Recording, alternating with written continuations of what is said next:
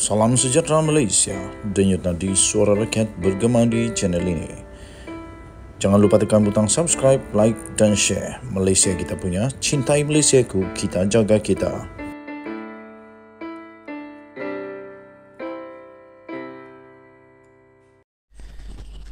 Salam sejahtera Malaysia, denyut nadi suara rakyat bergema di channel ini. Tuan-tuan dan perempuan yang dihormati sekalian, pastinya ramai yang ingin tahu siapa sebenarnya dalang-dalang, jerung-jerung jahat, penjahat-penjahat, penjenayah-penjenayah yang sakau duit rakyat di Malaysia. Terutama di dalam kes Jana Wibawa ini sekarang, siapa sebenarnya dalang jahat ini? Siapa sebenarnya yang bertanggungjawab menyusahkan kerajaan dulu dan kerajaan sekarang, menyusahkan SPRM untuk menyiasat. Tetapi itu kan amanah tugas SPRM. Jadi tahniahlah kepada SPRM yang sentiasa bekerja membantu, membenteras, memastikan rasuah tiada lagi di Malaysia. Selaras dengan titah daripada Seri Paduka Baginda Yang di-Pertuan Agong. Disahkan tuan-tuan dan puan-puan, seorang dalang yang mungkin adalah jerung di dalam Jana Wibawa. Pengarah syarikat didakwa kerana 12.8 juta ringgit Malaysia rasuah. Di Johor Bahru, seorang ahli perniagaan didakwa di Mahkamah Session di atas 9 pertuduhan. 9 pertuduhan yang telah meminta dan menerima rasuah berjumlah 12.8 juta berkaitan dengan projek Jana Wibawa antara Julai 2021 sehingga Oktober 2022. Yang menghairankan saya, tuan-tuan dan puan-puan, Jana Wibawa ini seperti yang kita tahu, Jana Wibawa ini dihaskan untuk membantu syarikat-syarikat kontraktor Bumiputra yang terkesan akibat pandemik COVID-19. Tetapi apa yang berlaku? Yang menghairankan ialah yang tertuduh ini bukan seorang Bumiputra, kecuali nama dia memang nama Cina, tetapi Bumiputra. Kerana yang tertuduh itu adalah Datuk Teo Wee Cheng. Namanya Cina pula, mungkin Bumiputra Cina. Teo Wee Cheng, 65 tahun, mengaku walaupun begitu mengaku tidak bersalah selepas kesemua pertuduhan itu dibacakan dalam bahasa Mandarin di hadapan Hakim Datuk Ahmad Kamal Arifin Ismail. Wee Cheng yang juga adalah pengarah bagi SSH Furniture Sdn Bhd telah didakwa atas 2 pertuduhan meminta wang suapan 3.9 juta ringgit Malaysia dan juga 7.4 juta ringgit Malaysia yang adalah juga 10% daripada harga kontrak membabitkan program Jana Wibawa yang bernilai 39.7 juta dan 74 juta. Bayangkan kerana rasuah ini tuan-tuan dan puan-puan, belum buat kerja, baru mulut air liur yang tak guna, baru tai hidung saja sudah pun terpaksa bayar rasuah 3.9 juta dan 7.4 juta. Belum buat kerja tahu. Bayangkan betapa buruknya spesifikasi yang terjadi dengan kerja tersebut. Baru ayak liok, belum beli barang, belum turun kerja, belum letak sebiji batu pun di dalam projek itu, sudah kena rasuah 3.9 juta dan 7.4 juta. Wang sudah tiris, wang sudah buang, wang sudah hilang. Tak berguna.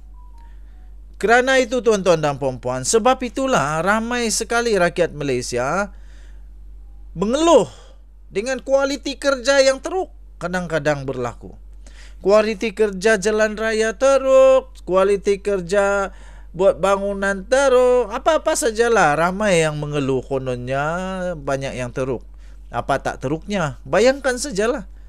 Baru air liur, belum buat apa-apa lagi, dah ada rasuah 3.9 juta dan 7.4 juta. Itu lebih kurang dalam 11.3 juta. 11.3 juta duit rakyat hanya untuk ayak liok. Hanya untuk kencing mengencing, hanya untuk tipu menipu. Ya aduh, tuan-tuan dan puan-puan. Ini baru satu. Kalau sub punya sub, punya sub, punya sub. Nah, rasuah punya rasuah, punya rasuah. Belum buat kerja dah lebih 20 juta daripada aduh. Jadi macam mana nak ada kualiti?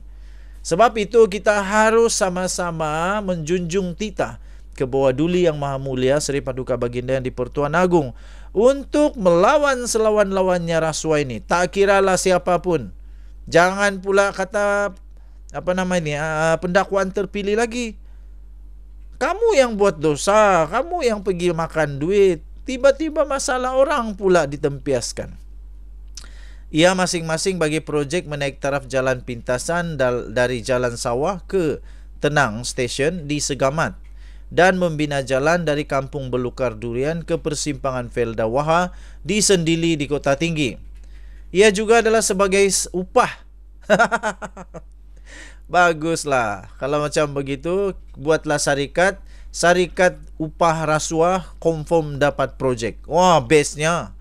Ia sebagai upah bagi membantu syarikat Muar Usaha Bakti Sdn Bhd mendapatkan projek itu selain mendorong syarikat Liku Prestasi Sdn Bhd yang memperoleh projek di Kota Tinggi supaya melantik syarikat TS Dynamic Construction Sdn Bhd sebagai subkontraktor.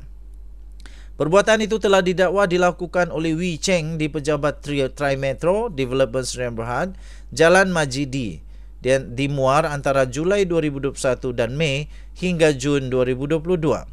Wee Cheng juga didakwa menerima rasuah berjumlah 1.5 juta ringgit bagi projek menaik taraf jalan pintasan dari Jalan Sawah baru ke Tenang Station di Segamat dan membina jalan dari Kampung Belukar Durian ke Persimpangan Felda Waha di Sendili, Kota Tinggi. Ia adalah sebagai upah bagi tertuduh membantu syarikat Muar Usaha Bakti dan Sdn Bhd mendapatkan projek di Segamat dan sebagai upah kerana bersetuju melantik syarikat TS Dynamic Construction sebagai subkontraktor. Semua kesalahan itu pula didakwa dilakukan syarikat miliknya di kawasan perindustrian di Pagoh, Muar di antara 20 Ogos 2021 sehingga 15 November 2022. Kesemua pertuduhan itu dilakukan mengikut Seksyen 16A A Akta Suruhanjaya Pencegahan Rasuah Malaysia SPRM 2009 yang boleh dihukum di bawah Seksyen 24(1) Akta yang sama. Sabit kesalahan tertuduh boleh dikenakan hukuman penjara sehingga 20 tahun dan denda tidak kurang daripada 5 kali ganda jumlah atau suapan atau RM10,000 mengikut mana-mana yang lebih tinggi. Kes pendakwaan dikendalikan Timbalan Pengarah 2 Bahagian Perundangan dan Pendakwaan SPRM Ahmad Akram Gharib sementara tertuduh diwakili Peguam Bela Kainstan. Hakim kemudian membenarkan Wee Cheng diikat jamin sebanyak RM500,000 menerusi wang cagaran dengan seorang penjamin warga tempatan selain pasport juga diserahkan kepada mahkamah sehingga selesai kes itu. Hakim memerintahkan wang cagaran berkenaan diserahkan pada hari ini juga. Mahkamah turut menetapkan 17 Mei depan sebagai sebutan kes dan serahan dokumen. Denyut nadi suara rakyat bergema di channel ini. Jangan lupa tekan butang subscribe, like dan share. Kita jaga kita. Bye-bye.